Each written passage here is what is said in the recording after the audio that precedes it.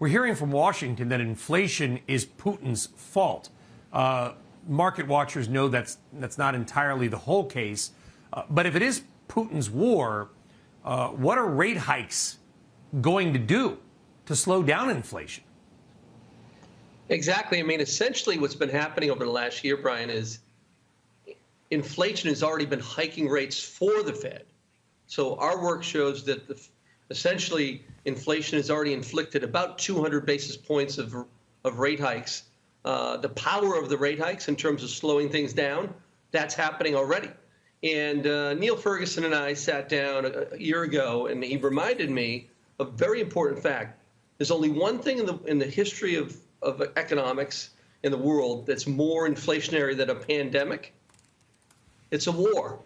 So it's a highly unusual period where to have a war and a pandemic back to back, you need to change your entire asset allocation in your portfolio back to like a 1970s, 80s model, not a 2002 model or 2021 model. I know it is kind of a shame that we're obsessed with blame in America. By the way, both parties are guilty of it. You got to blame the other guy. Just continue to divide.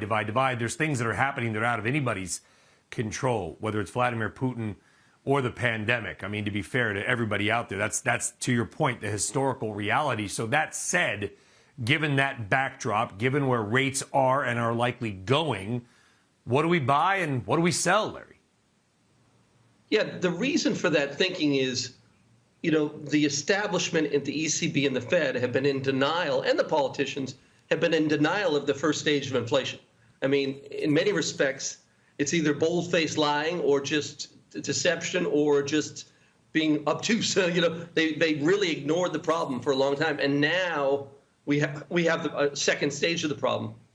So I look at this. In 1981, the industrials, materials, and energy, those three groups made up 40% of the S&P. 40%. By the end of last year, that was down to a little bit less than 14%. And so materials, for example, materials made up inside the S&P 500 in 1981 almost 11%, 10, 11%. And now, last year it was down to 3. So you're talking about, possibly $3-4 trillion that over the next 4 years is going to migrate from financial assets, so growth stocks and bonds, over to hard assets. So we love the silver miners here, the SIL ETF, the XME, uranium. We have a basket of these hard assets, and we run a Bloomberg chat with about 650 institutional investors in 23 countries, and every day we're seeing more and more of that language in the conversation. Yeah, you wonder where it's going to go. Is it going to get worse from here, Larry? I mean, could we have I think the Putin's insane war will cause even more inflation. Inflation was hot before he even went into Ukraine. Could we see a 10% CPI print in the next couple of months? I don't think there's any question that if you look at what's happened with the major commodities over the last 45 days, that is yet to show up in inflation. So that's the next chapter of the inflation story. So your stocks like Apple and Tesla, think about this. You're talking about $3.4 trillion in two stocks, right?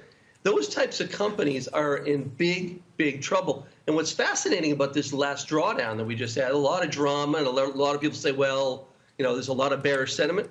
These stocks did not come anywhere close, those two stocks, Apple and Tesla, nowhere close to the 2018 capitulation, nowhere close. In 2020, in March, Apple was trading like 700, 800 million shares a day. And this cycle, it's been trading a fraction of that. So we've yet to see the piercing of kind of the hard asset bubble move over to, I would say financial asset bubble, move over to hard assets. Yep.